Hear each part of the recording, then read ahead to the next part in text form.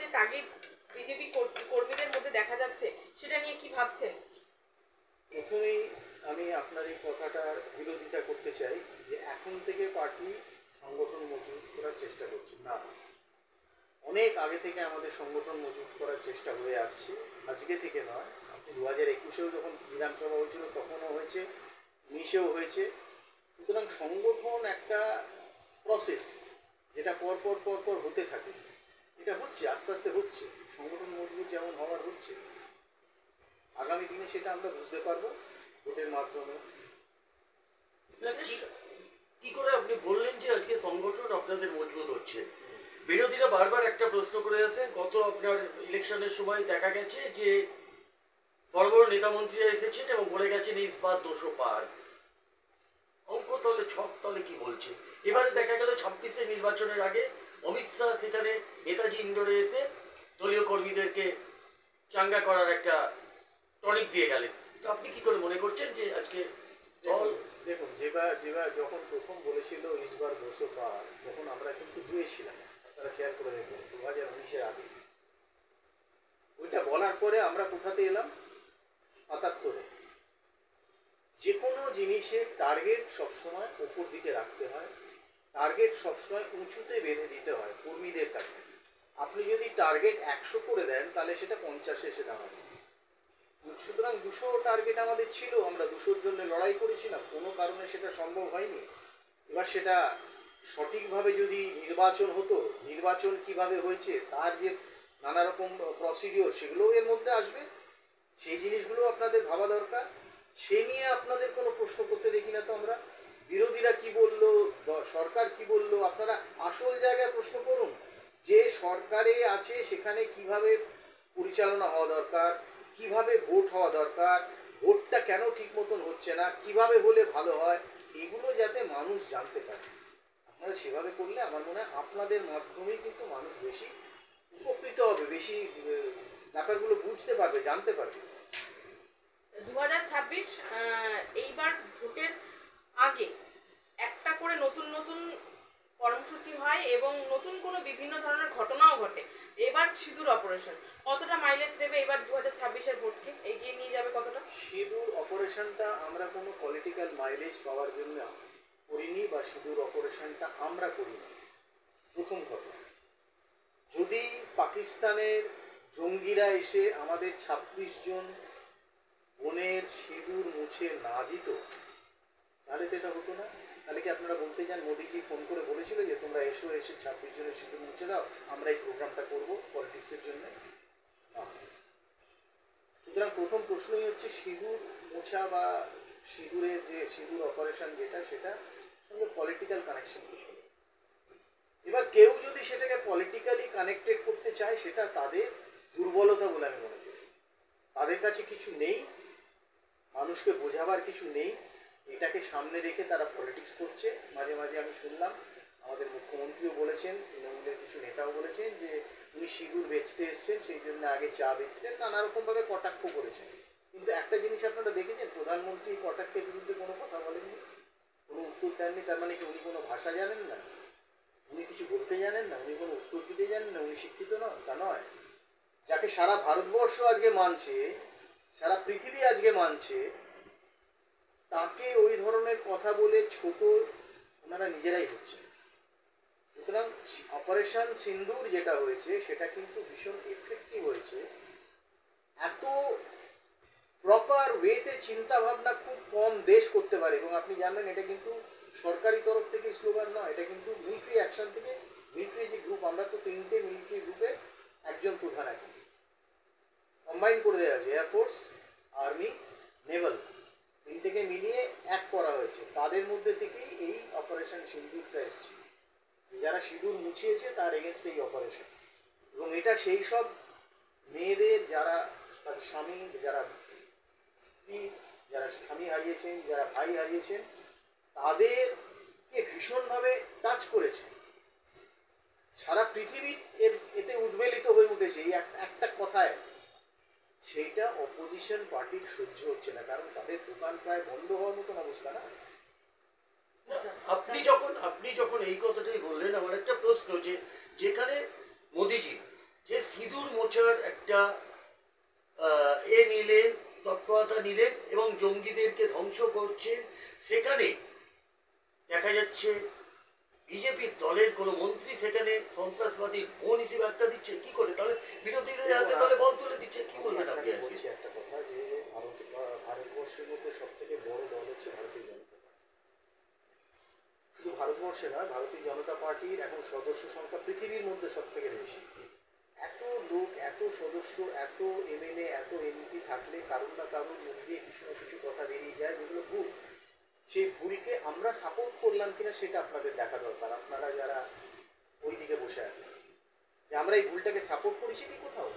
আমাদের তরফ থেকে প্রধানমন্ত্রী এটাকে কি বলেছেন যে হ্যাঁ উনি যা বলেছেন ঠিক, বা কোনো মন্ত্রী কোনো নেতা বলেছেন? না, আমরা বলেছি এটা অন্যায় বলেছেন, এবং যিনি বলেছেন তিনি পরবর্তীকালে ক্ষমাও চেয়ে নিয়েছেন। তিনি বলেছেন না আমি একটা ভুল করেছি। আপনার যদি জানা না থাকে আপনি যে কোনো জায়গা থেকে এটা দেখে নেবেন, এটা ভুল করেছে। না, আমি কিন্তু আরেকটা তার জন্যে দলের যে ডিসিশন সেটা কোনোদিন এর সঙ্গে মিলে যেতে পারে না। না, আপনি যখন এই কথাটা বললেন আমার আরেকটা প্রশ্ন, যে যেখানে অখিলগিরি দ্রৌপদী মুর্মু অর্থাৎ মাননীয় রাষ্ট্রপতিকে যেভাবে কুরুচিকর একটা মন্তব্য করেছিলেন, তার এগেস্টে দলের রোষের মুখে পড়তে হয়েছে এবং তার মন্ত্রিত্ব হারাতে হয়েছিল। তাহলে সেই রকম কেন ডিসিশন নিতে পারলো না সন্ত্রাসবাদীর বোন, যেখানে মোদিজি হিন্দু মুসলিম কিছু না দেখে যেখানে এই অপারেশন করলেন? কি করে তাহলে বলে আপনি? দেখুন, আপনাকে একটা কথা বলি, অখিলগিরিকে যে পদ হারাতে হয়েছে কবে, কতদিন বাদে? মুখ্যমন্ত্রী মমতা বন্দ্যোপাধ্যায় তার আগে প্রধানমন্ত্রীকে অশ্লীলভাবে কথা বলেছিলেন, যিনি ওদের সর্বে সর্বা। মানুষ যখন দেখছে তিনিই এই ধরনের কথা বলছেন, তো তার নিচে যারা আছে নেতা বা নেত্রী, তো তারা তো তাকেই ফলো করবে। সেই জন্যই তারা এইভাবে বলেছিল, এবং তার বিরুদ্ধে আমরা একটাই কথা বলেছিলাম, যে ওবিসি বা ব্যাকওয়ার্ড ক্লাস থেকে উঠে আসা একজন মহিলা, বা শিডিউল কাস্ট শিডিউল ট্রাইবস থেকে উঠে আসা কোনো মহিলা যদি ভারতের সর্বোচ্চ পদ পায়, তাকে অপমানিত করার মতন দুঃসাহস সে কেন দেখিয়েছিল? এটা একটা বড় ব্যাপার, এটা রাষ্ট্রের ব্যাপার, এর সঙ্গে রাষ্ট্র জড়িত রয়েছে, যার জন্য বাধ্য হয়েছিলেন মমতা বন্দ্যোপাধ্যায় তাকে সরাতে। কারোর মধ্যস্থতার কারণে যুদ্ধটা থামাতে হলো। তাহলে যুদ্ধটা থেমে গেল কেন? তাহলে তো প্রধানমন্ত্রীর উঙ্গলি হিলনের কারণেই তো যুদ্ধটা চলতে পারতো এবং পাকিস্তানের নাম ও নিশান মিটে যেত। তাহলে কেন তিনি এই ডোনাল্ড ট্রাম্পের মধ্যস্থতায় গিয়ে শান্তির বার্তা দিলেন? দেখুন, প্রথম কথা হচ্ছে এর মধ্যে অনেক কিছু ব্যাপার আছে, যে ব্যাপারগুলো হয়তো আমরা বা ডিফেন্স থেকে সাধারণ মানুষের সামনে আনবে না বা বলাও যায় না। কিন্তু একটা জিনিস আপনাকে বলি, যেটা আপনি বলছেন যে থেমে গেল কেন, কোথাও যুদ্ধ তো থামেনি। প্রধানমন্ত্রী বারবার টিভির সামনে দাঁড়িয়ে বলেছেন যে এই অপারেশন সিন্দুর চলছে, এটা একটা স্থগিত হয়েছে, সাময়িকভাবে স্থগিত হয়েছে। তার কারণ, যে কোনো যুদ্ধের নিয়ম যে যদি অপর পক্ষ স্যারেন্ডার করে এবং তারা যুদ্ধ সাময়িকভাবে বন্ধ করতে চায়, তখন ভারতবর্ষ অবশ্যই চাইবে, কারণ ভারতবর্ষের প্রধান নীতি হচ্ছে যুদ্ধ না করা। উনি কিন্তু সারা পৃথিবীতে যখন এই রাশিয়া ইউক্রেন বা ইসরায়েল হামাসের যুদ্ধ হচ্ছে, আপনারা নিশ্চয়ই মনে আছে প্রধানমন্ত্রী বলেছিলেন যে এটা যুদ্ধের সময় নয়, এটা আলোচনার সময়। তো যে প্রধানমন্ত্রী কথা বলতে পারেন যে এটা যুদ্ধের সময় নয়, আলোচনার সময়, তিনি যুদ্ধ করার সময় অপোনেন্ট পক্ষ যখন আমাকে বলছে আমি স্যারেন্ডার করতে চাইছি, আপনি যুদ্ধ থামান, তিনি এতটা নির্দয় কী করে হবেন? তিনি তো অবশ্যই বলবেন ঠিক আছে আমি যুদ্ধ থামাচ্ছি, কিন্তু কন্ডিশন রয়েছে, উইথ কন্ডিশন। যে কন্ডিশনটা আপনারা একবারও বলছেন না, তো সেটা নিয়েই তো আপনাদের বলা উচিত যে এই প্রধানমন্ত্রী এই প্রথম এত বড় কন্ডিশন দিলেন, যে আজ পর্যন্ত ভারতবর্ষে কোনো প্রধানমন্ত্রী দিতে পারেনি। যুদ্ধ তো পরের কথা। উনি বলেছেন জল আমরা বন্ধ করেছি, রক্ত বইলে জল বইবে না, নাম্বার ওয়ান। কথা যদি হয় এরপরে আমরা পিওকে এবং কাশ্মীর ছাড়া আর কোনো কথা বলবো না। 3 নম্বর পয়েন্ট উনি বলেছেন যে যুদ্ধ কিন্তু সাময়িকভাবে বন্ধ। আমরা কিন্তু বলে দিচ্ছি যদি একটাও আবার এরকম ঘটনা ঘটে, তাকে আমরা অ্যাক্ট অফ ওয়ার হিসেবে দেখব। এটা একটা অনেক বড় কথা, ওয়ারে। এর থেকে বেশি আর প্রধানমন্ত্রী কি বলবেন? তিনি যথেষ্ট বলেছেন। আচ্ছা, এই 11 বছর ধরে উনি প্রধানমন্ত্রী রয়েছেন, বাংলার মানুষকে আমরা যেহেতু বাংলায় বাস করি, এক বাংলার মিনিট, মানুষ 11 বছর ধরে উনি প্রধানমন্ত্রী নেই, 11 বছর ধরে ওনাকে বর্ষপূর্তি। প্রধানমন্ত্রী করে রাখা হয়েছে মানুষের দ্বারা। সেটা যেভাবেই হোক, সেটা যেভাবেই হোক, না না না না, কিন্তু দেখুন মুখ্যমন্ত্রী এখানে মুখ্যমন্ত্রী হয়ে রয়েছে, মানুষ মুখ্যমন্ত্রীর পাশে নেই। আমি আপনাদের অন রেকর্ড বলছি, মমতা বন্দ্যোপাধ্যায় যদি মনে করেন যে নির্ভীকভাবে একদম কোনো দাঙ্গা ঝামেলা ঘটনা না ঘটিয়ে এখানে ভোট করবেন, উনি কটা সিট পান সেটা উনি নিজেই দেখতে পাবেন। আচ্ছা, উনি নিজে আছেন, মোদি নিজে নেই, মোদিকে রাখা হয়েছে, ভোট দিয়ে মানুষ রেখেছে। বলুন, আপনারা কি করে হারাতে পারবেন মুখ্যমন্ত্রীকে? মুসলিমরা তো আপনাদেরকে ভোট দিবে না, যারা হিন্দু আছে সব হিন্দু আপনাদেরকে ভোট দিবে না, বামপন্থীকে দিবে, কংগ্রেসকে দিবে, তো কীভাবে জিতবেন আপনারা? আমরা 2019-এর আগে একটা সময় ছিল যখন আমরা 4%-এ ছিলাম, আর আজকে আমরা দাঁড়িয়ে আছি 39.5%। করে এলাম, কারাই ভোট দিল? মুসলিমরা তো আমাদের দেয় না, তাহলে কারাই ভোট দিল? হিন্দুরা দিয়েছে তো। আগামী দিনে হিন্দুরাই ভোট দেবে, যে হিন্দুরা বাড়িতে বসে থাকে ভোটের দিন তারাই বেরোবে এবং তারাই আজকে ভোট দেবে, কারণ তারা বুঝতে পারছে পশ্চিমবঙ্গ আজকে বাংলাদেশ হতে চলেছে। বাংলাদেশের জেল থেকে ছাড়া পাওয়া ইউনিস সরকার যে সন্ত্রাসবাদীকে ছেড়ে দিয়েছিল, তার নামটা জামালউদ্দিন সম্ভবত, টিভির সামনে বসে বলেছিল যে ভারতবর্ষকে আমরা আলাদা করে দেবো, 7 সিস্টারকে আলাদা করে দেবো। মমতা বন্দ্যোপাধ্যায়, আপনি ভারতবর্ষকে আলাদা করে বাংলাদেশের সঙ্গে যুক্ত করে দিন। এটার মানেটা কি দাঁড়ায়? মানুষ বুঝছে না যে আমার দেশের মধ্যেই এমন শক্তি বিরাজ করছে যে তাদের হয়ে কাজ করছে। সুতরাং সেই জায়গা থেকে মানুষ এবারে চিন্তা করবে যে তাদের অস্তিত্ব, তাদের পরবর্তী প্রজন্মের অস্তিত্ব রাখার জন্য কি করা উচিত। তাহলে 2026-এ ভোটের আগে তাহলে হিন্দু হিন্দু ভাই ভাই করে কেন আবার আপিল করতে হচ্ছে, যদি হিন্দুরা যদি ভোট দিয়ে দেখুন, থাকে? এই স্লোগানটা এসেছে এতদিন ধরে, কংগ্রেস এবং সিপিএম একটা স্লোগান আমাদের দেশে চালু রেখেছিল, হিন্দু মুসলিম ভাই ভাই। আমরা সেটা মনেও করেছিলাম, যার জন্য মোদিজির একটা কথা আপনারা মনে আছে নিশ্চয়ই, যে সবকা সাথ সবকা বিকাশ সবকা বিশ্বাস সবকা সাথ। এখানে উনি যে কটা নিজের পরিকল্পনা করে যে সমস্ত এগুলো এনেছেন, প্রযোজনা, সরি এটাকে বলে কি, আমাদের যত যোজনা এনেছেন, সেই যোজনাগুলো একটাও কিন্তু শুধু বিজেপির লোক বা হিন্দু বা মুসলিম বলে নয়, সবাইকার জন্য, সবাই পেয়েছে। কিন্তু এই স্লোগানটার পরেই আমরা দেখলাম যে আজকে আমরা যতই মুসলিমদেরকে মনে করি ভাই, তারা কিন্তু ভাই নয়। তার প্রমাণ দেখিয়ে দিয়েছে মুর্শিদাবাদ, তার প্রমাণ দেখিয়ে দিয়েছে দেগঙ্গা, তার প্রমাণ দেখাচ্ছে এখন 24 পরগনা, তার প্রমাণ দেখিয়েছে নদিয়া, একটার পর একটা জায়গায় তার প্রমাণ পাচ্ছি আমরা। তো যারা ভাই নিজেদের মনেই রাখতে চায় না, মনেই করতে চায় না, তাদেরকে জোর করে ভাই করা যায় না তো। মমতা ব্যানার্জি যেখানে লক্ষ্মী ভান্ডার দিচ্ছে, ঠিক আছে, তখন আপনারা, তখন বিজেপি সরকার তখন বলছে যে মহিলারা বিক্রি হয়ে যাচ্ছে 1000 টাকার জন্য, 500 টাকার জন্য। তাহলে কি যুক্তিতে, কোন যুক্তিতে 2026-এর আগে আপনারা বড় গলায় বলছেন যে আমরা 3000 টাকা দেবো ক্ষমতা এলে? কি করে বলছেন তাহলে?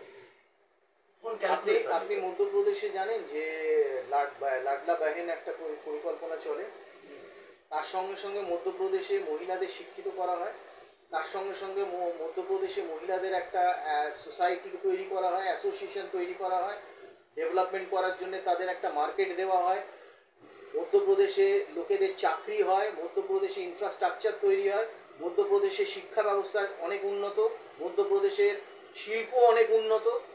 সমস্ত কিছু করার পরে কিন্তু ওই লাডলা বাহিনী প্রকল্প।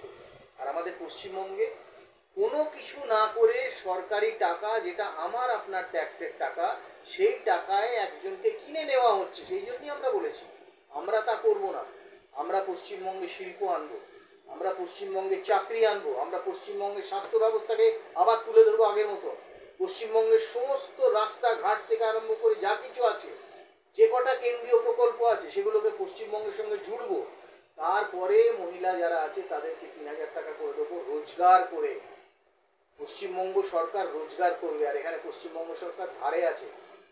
7 লক্ষ কোটি টাকা, প্রায় 7 লক্ষর কাছাকাছি আজকে আমরা ঋণের মধ্যে জড়িয়ে আছি, আপনারা জানেন? আপনাদেরই তো উচিত এই নিয়ে কথা বলা। আপনারা এই নিয়ে প্রশ্ন করেন না কেন? এই সমস্ত জিনিস নিয়ে কেন প্রশ্ন করেন? আপনাদের প্রশ্ন করা উচিত যে ভাস্করবাবু কেন পশ্চিমবঙ্গ সরকার 6 লক্ষ কোটি টাকা ঋণ নিয়েছে, এই ঋণের নেওয়ার মাপকাঠি কি, কখন এই ঋণ বন্ধ হতে পারে, একটা স্টেট কতক্ষণ পর্যন্ত ঋণ নিতে পারে, কি বেসিসে ঋণ নিতে পারে, তবে তো মানুষও বুঝবে যে একটা স্টেটের উন্নয়ন প্রকল্প করতে গেলে কি কি দরকার, কোন কোন জায়গায় থামা দরকার, কোন কোন জায়গায় এগোনো দরকার। আপনারা তো এগুলো করেন না। আচ্ছা, ইলেকশন আগে আপনাদের নেতা সব কিছু ছেড়ে টিএমসির মধ্যে চলে যাচ্ছে। এগুলোর আমি কোনো উত্তর দেবো না। কে টিএমসি দিয়ে যাচ্ছে, কে টিএমসি থেকে আসছে, এর উত্তর দেখুন, আমি খুব ছোট একজন কার্যকর্তা। হ্যাঁ, আমি বড় যারা আছে তাদের সঙ্গে কথা বলি, তারা উত্তর দেবে। আচ্ছা, হিন্দুরা ধীরে ধীরে এখানে বিলুপ্ত হয়ে যাচ্ছে, এটা কি কারণ? হিন্দুর দায়িত্ব তার। হিন্দু যদি বিলুপ্ত হয় তার দায় কে নেবে?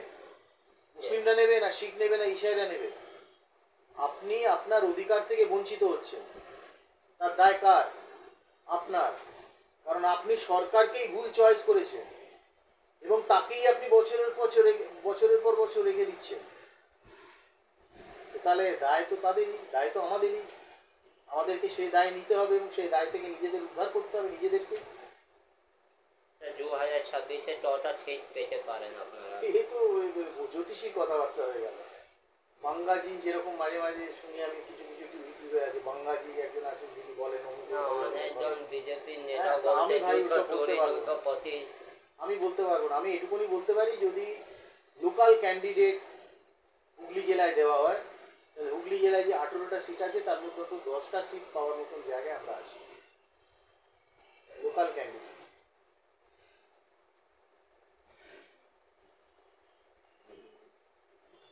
সরকার চলছে, সেখানে কিছু জনমুখী প্রকল্প বাংলার জন্য আনা হয়েছে।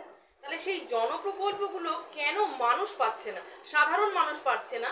এবং বাংলার মুখ্যমন্ত্রী যেগুলো বলছে যে এগুলো আমার প্রকল্প, আমি করছি, তাহলে সেগুলো কেন মানুষ পাচ্ছে না? আপনারা ফেডারেল স্ট্রাকচার ব্যাপারটা জানেন, অর্থাৎ কেন্দ্র রাজ্য সমন্বয়। আমাদের যে সংবিধানের সিস্টেম আছে তাতে আছে state list, central list, concurrent list. State লিস্টে যা আছে সমস্ত স্টেটের আন্ডারে, পুলিশ থেকে আরম্ভ করে এগুলো। কনকারেন্ট লিস্টের মধ্যে আছে যেটা কেন্দ্র রাজ্য দুজনেই দেখবে।